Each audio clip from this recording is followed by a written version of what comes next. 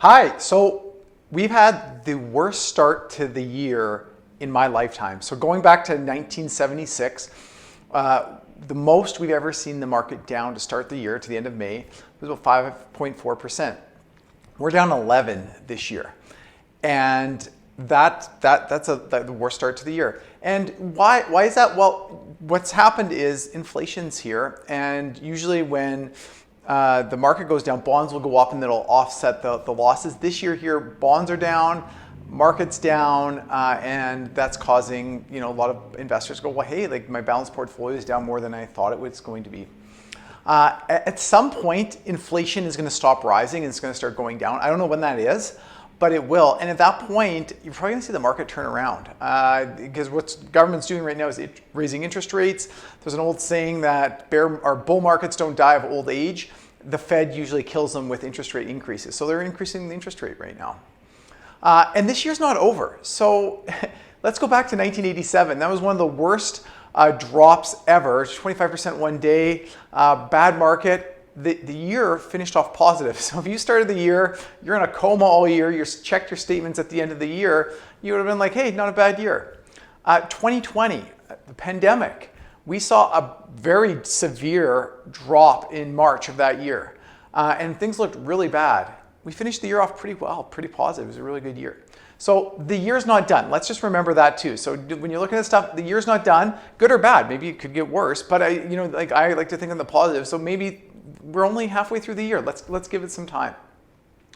The stock market does lead us into recessions, and it goes ahead of bad news. So all the drops we've seen right now, it's factoring in what we're seeing today, right? And so that's why the market dropped so severely. It's because they're factoring in interest rate increases, inflation. And so just keep that in mind too. The market's not reacting to news necessarily. It's going ahead of bad news. And I will say this about the news.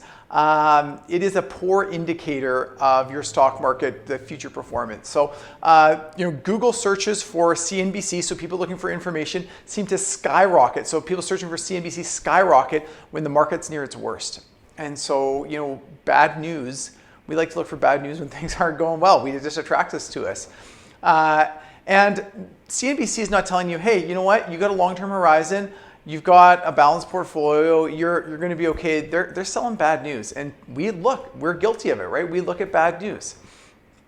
So let's look at where the safe haven's been this year.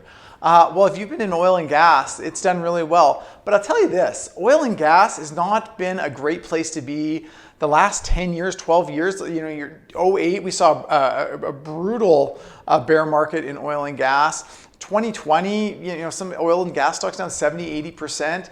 It has not been a smooth ride. So oil and gas is doing well today, but it has not been a great place to be. Gold's been flat up slightly this year. Utilities have been flat up slightly this year. GIC savings accounts aren't down, but everything else is down. So it's been right across the board that things are down this year. So let's talk about long term. We've all seen the charts. The index charts, the investing here goes up over here. Well, but it's over time, right? And so we got to give our investments time. Right now, things are down, but we've got to think 5 years down the road, 10 years down the road. We've got to be long-term investors. We got to get back to being long-term investors.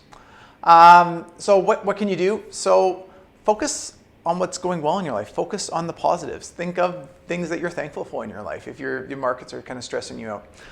Don't extrapolate. So this is one where you think it's down 11% this year, and if it finishes off the year, it'll be down 20, and then next year you can kind of just like roll that things are going to go down to zero.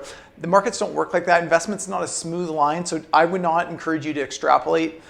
And number 3, how much money did you have 10 years ago? What was your net worth? It's probably less than it is today, right?